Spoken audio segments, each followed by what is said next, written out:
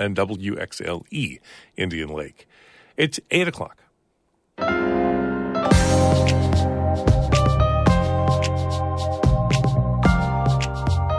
Good morning. This is Northern Light for Monday, April 17th. I'm Monica Sandreski. And I'm Todd Moe. Today, a couple of stories on the military. First, the Army is tapping into nostalgia and reviving a branding slogan it hasn't used in 20 years. Also, Messina is raising money to make repairs to its Veterans Memorial Park. It's a site for the community, a place to honor, reflect, and remember those who made the ultimate sacrifice for the country, and as well as to honor those who are serving today. And I think it's important for every community to have, a park of this nature. Also on the show, we'll meet one of the last hometown jewelers in the Tri-Lakes area. And Emily Russell takes us on an early spring hike up Hackensack Mountain. I'm standing here on a trail, and it's just like this chorus of wildlife around me. Chipmunks and birds. My dog out exploring. It's so beautiful. All of that is coming up on Northern Light. Stick with us.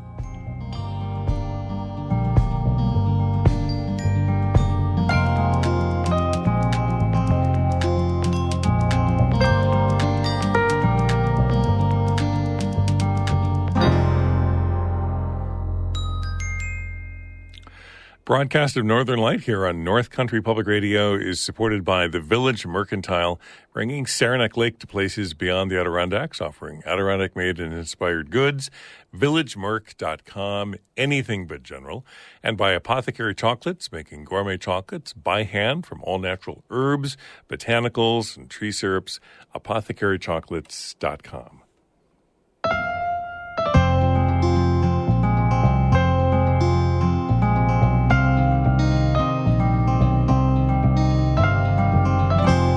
This is Northern Light. I'm Monica Sandreski. And I'm Todd Moe. The village of Messina is putting out a call for financial help to fix up its Veterans Memorial Park right downtown along the banks of the Grass River. Lucy Grindon has our story.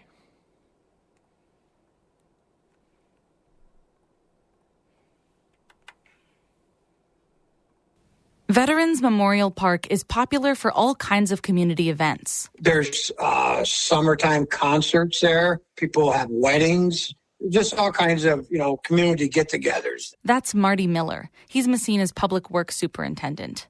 Just last week, the city put out a call asking for donations. And one day last week, Miller was out walking in the park, assessing the work it needs. And a guy came up to him and offered him money to help with the repairs. Well, he come up to me and he says, I want to give money for this. And I just looked at him and I said, you want to give money for, because yeah, it needs to be done. The park needs a lot of work. The drainage has failed. We have ponding water down at the base of the park. The park also needs new retaining walls to stop erosion, but that will cost a lot of money. We're looking at, probably six figures. The village is asking local businesses and organizations for financial help.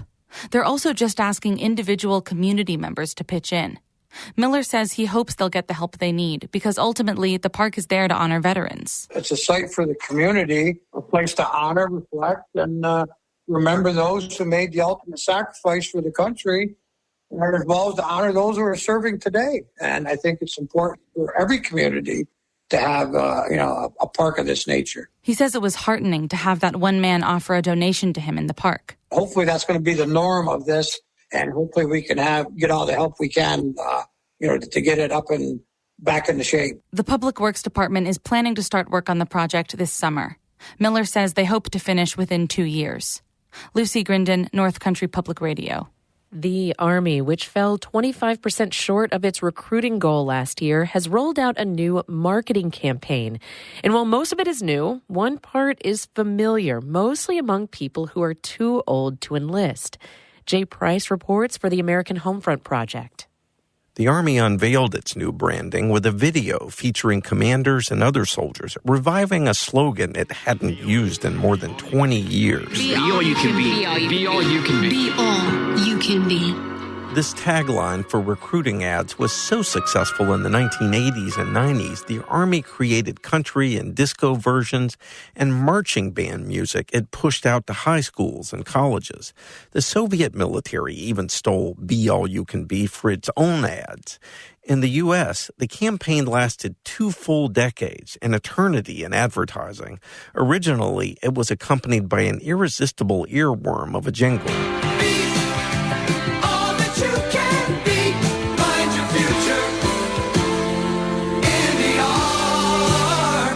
Those original ads began running in 1981. That is the moment of Army advertising that people look back to with nostalgia. History professor Beth Bailey of the University of Kansas wrote America's Army, Making the All-Volunteer Force.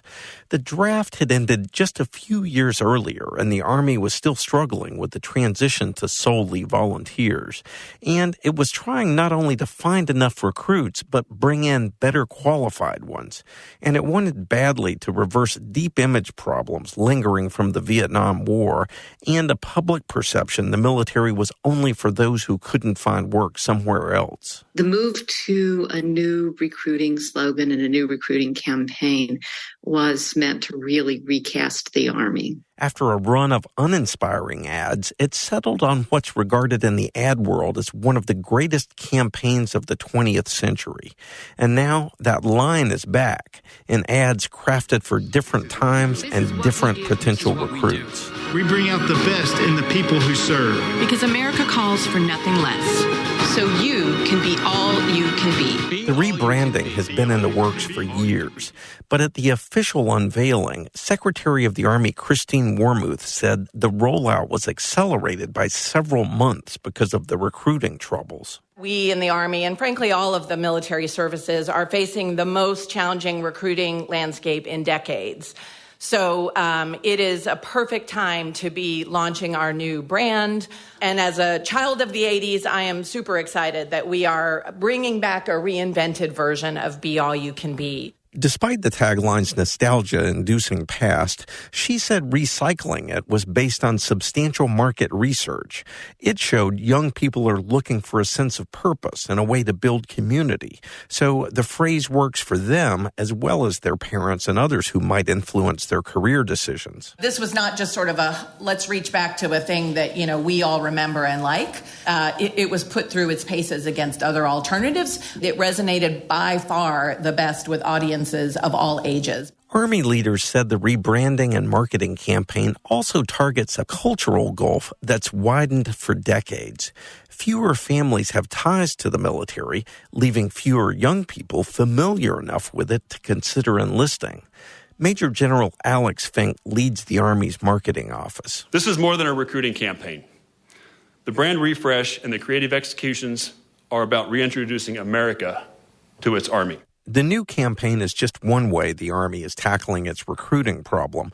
It's also offering incentives for recruiters, bigger bonuses to new soldiers, and promotions for some troops who refer enlistees.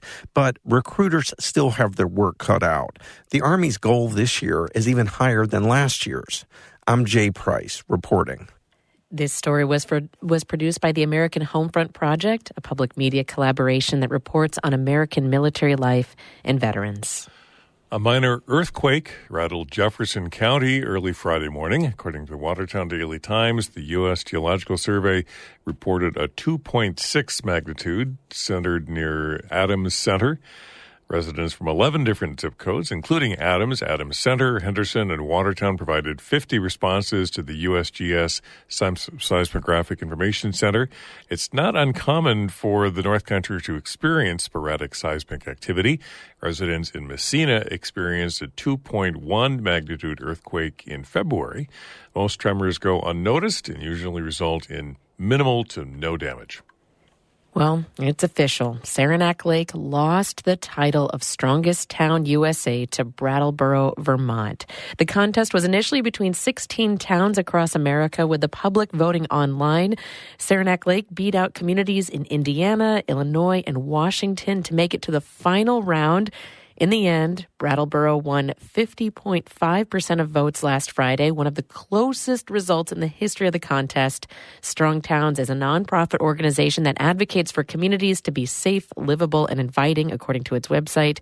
Later this year, it will produce a video promoting Brattleboro, Vermont.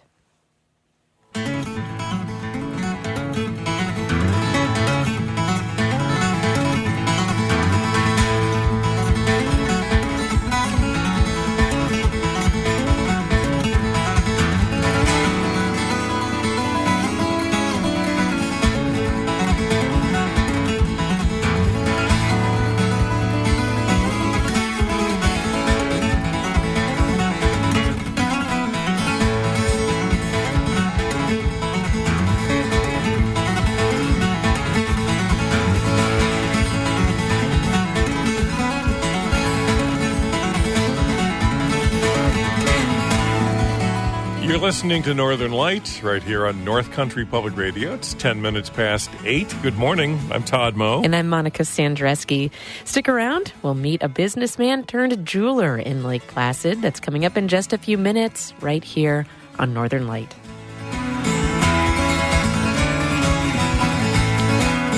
It's music by Eric Pasternak out of Bloomingdale.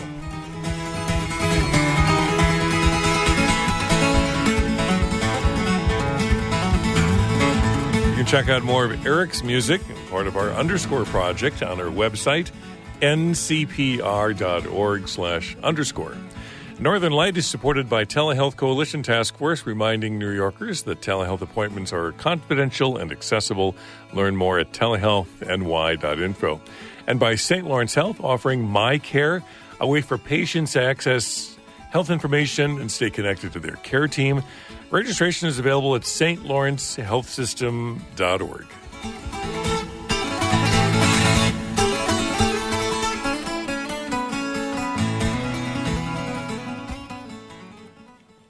It's mud season in the Adirondacks. State officials are urging hikers to avoid climbing above 2,500 feet while the trails dry out. The good news is there are lots of places to hike at lower elevations this spring. Our Adirondack reporter Emily Russell found beautiful views and lots of birds on Hackensack Mountain in Warrensburg, and she sent this audio postcard. It's been decades since I hiked this trail up Hackensack. There's a photo of me as a kid.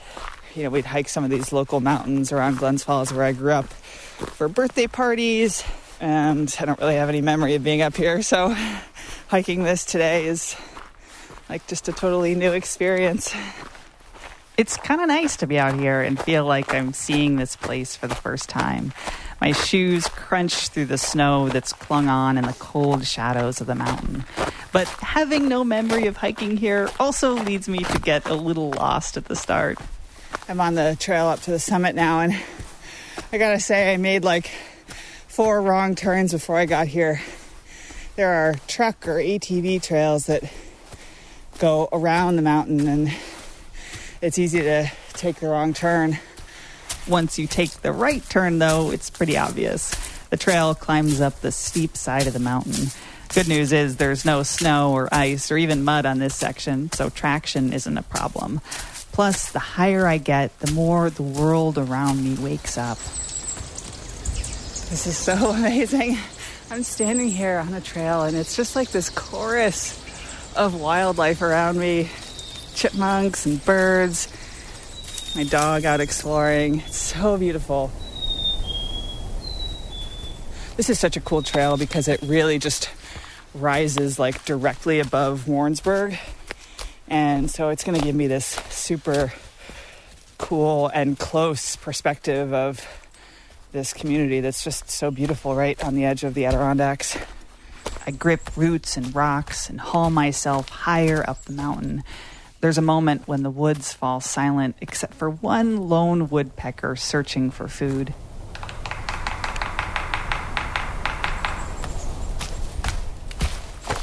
The trail has become really dynamic, like just these big, sharp boulders.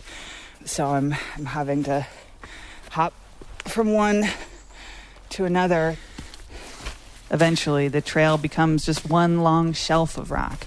It guides me up and around the edge of the summit, which is awash in sunlight.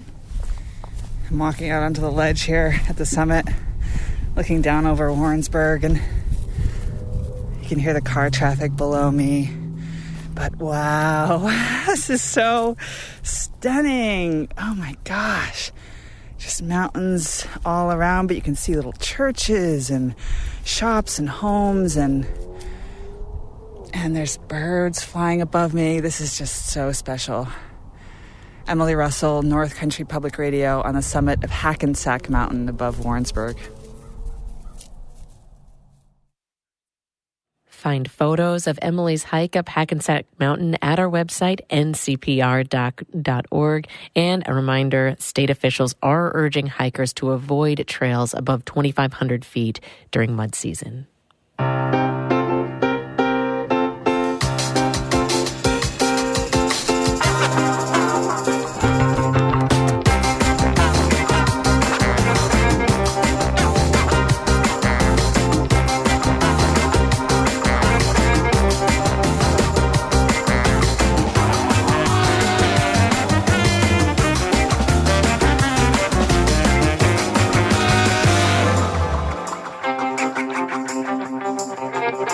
You're listening to Northern Light right here on North Country Public Radio. I'm Todd Moe. And I'm Monica Sandreski. In just a minute, we'll meet one of the few independent jewelers in the Tri-Lakes area. Then stick around after the show for Bird Note, the great tale of the great-tailed grackle. That's coming up at 8:42.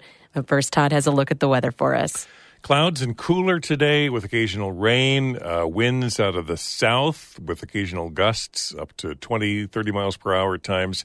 Chance of rain continuing tonight and into tomorrow. It's going to be cooler this week.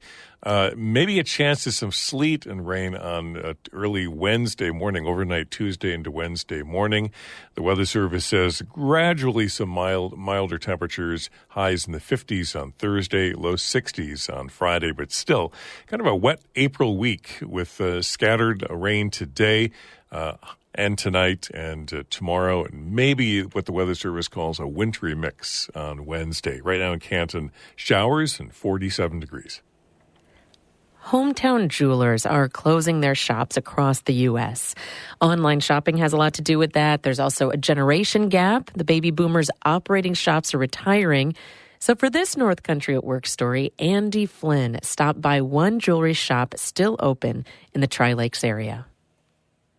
Glass cases fill most of Mike Beglin's jewelry shop with rings, bracelets, necklaces, and earrings. But in the back right corner is a workbench. It's a few feet high, and the wooden drawers are worn from decades of use. It's filled with all kinds of tools, tiny tools. So I bet you it's the smallest anvil you've ever seen. The anvil looks like it belongs in a blacksmith shop, but for a dollhouse. There's a small golden hammer, screwdrivers, drill bits, a miniature acetylene torch.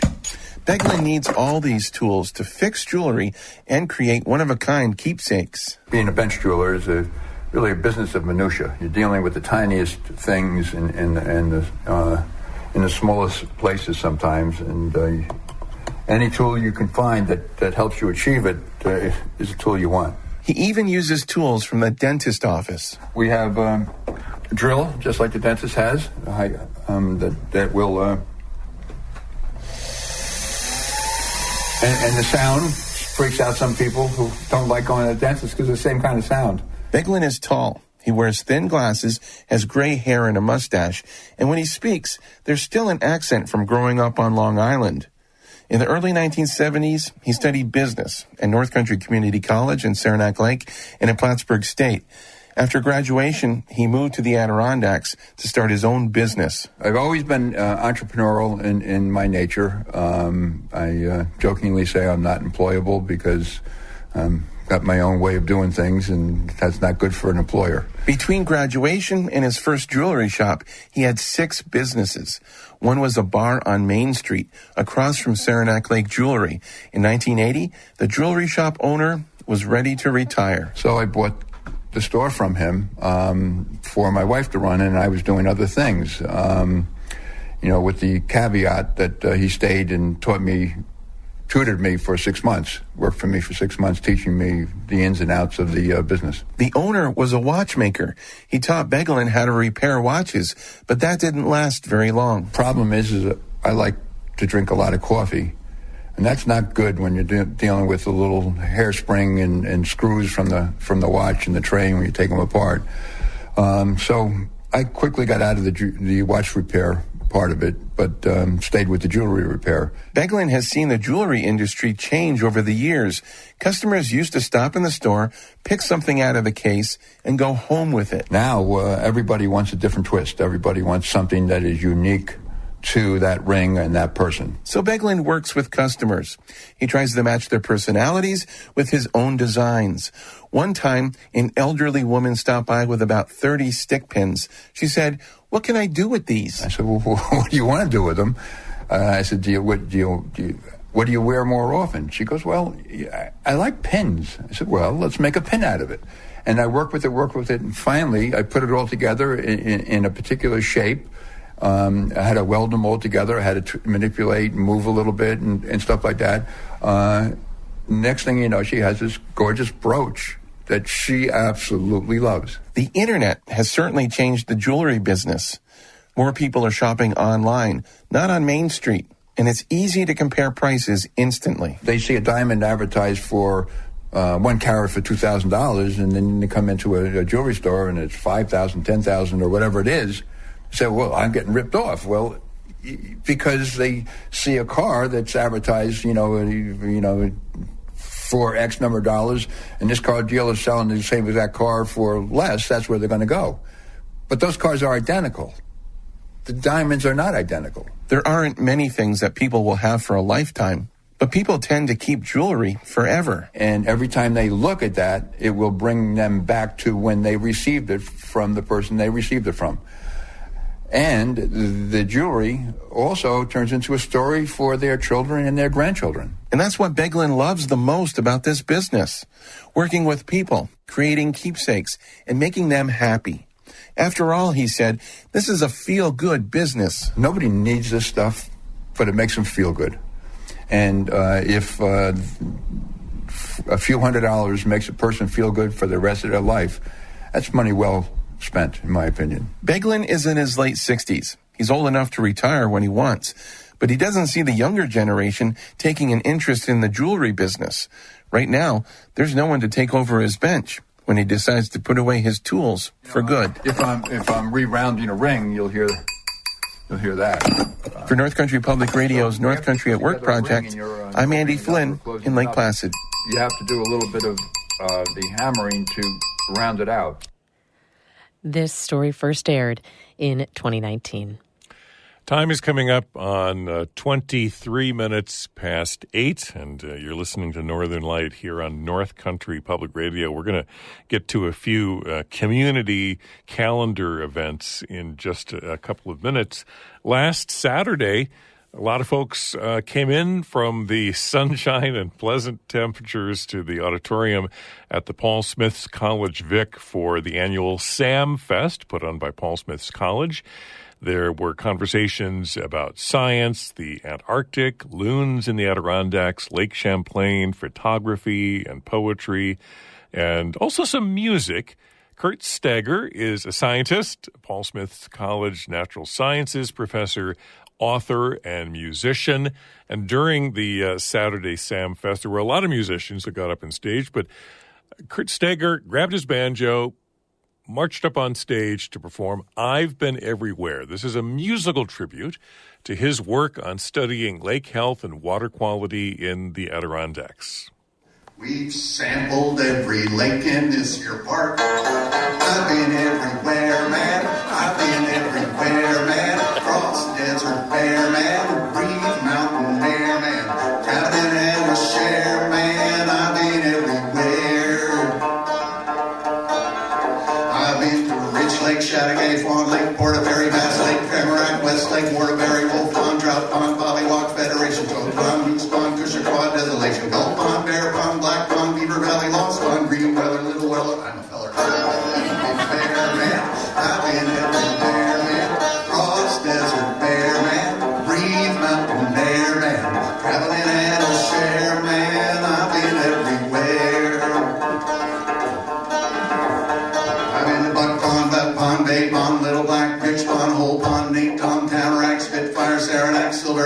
Onondaga, Big Moose, Bonaparte, West Spine, Ugawana, 12 feet upon 3 Oarsby, Meacham Lake, Loon Lake, Hart Lake, Racket Lake, for pity's sake. I've been everywhere, man. I've been everywhere, man. Cross desert bear, man. Breathe mountain air, man. Traveling and a share, man. I've been everywhere.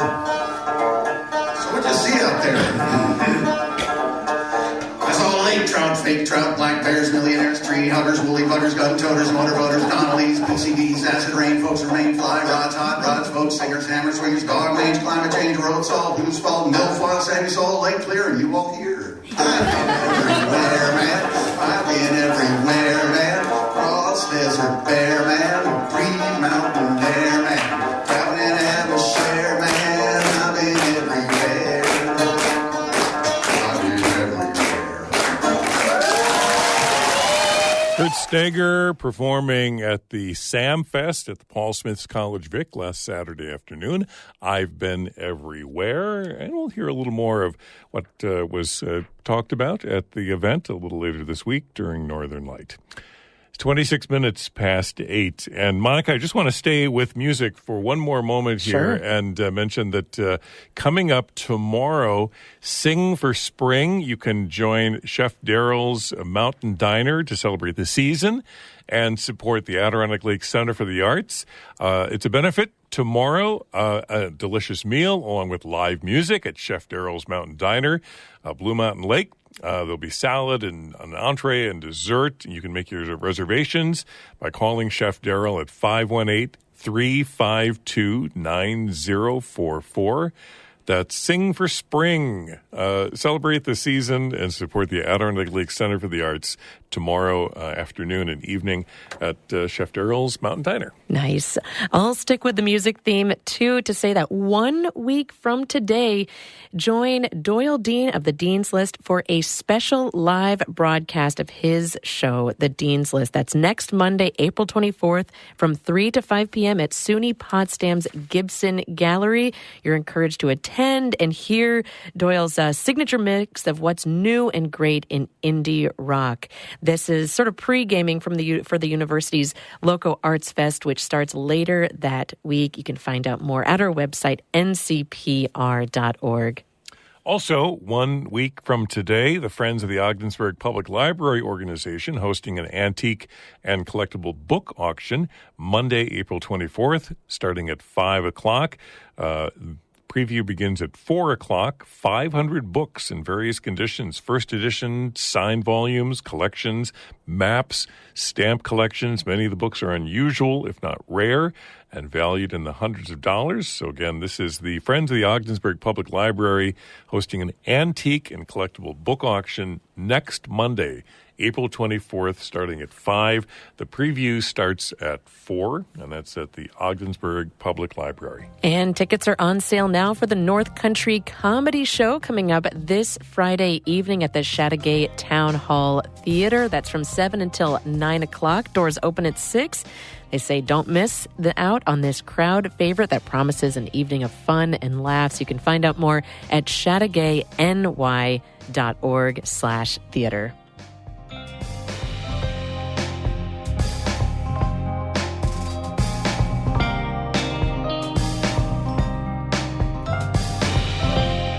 Northern Light is produced by a stupendous team of people: Kara Chapman, Amy Feiereisel, Lucy Grindon, Emily Russell, news director David Summerstein, my co-host Monica Sandreski, and my co-host Todd Moe. And of course, you, dear listener, of course, for your financial support, but also your ideas.